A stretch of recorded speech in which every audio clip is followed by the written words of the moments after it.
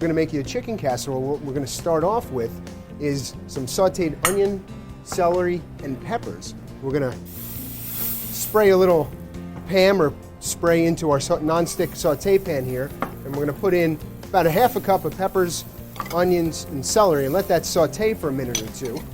I have some done here for you on the side.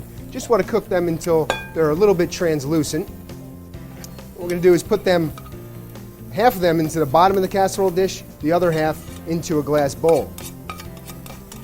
To this we're going to add some cooked chicken. It can be leftover chicken that you have, or you can just purchase some of the shortcut chickens in the supermarket. We're going to add our healthy request cream of mushroom soup. About a half a cup of a low-fat sour cream. And just mix that together well. We're going to put that right on top of the peppers, onions, and celery that are in our casserole dish here. And you don't have to get it perfect. Basically, it's going to melt itself together as it cooks.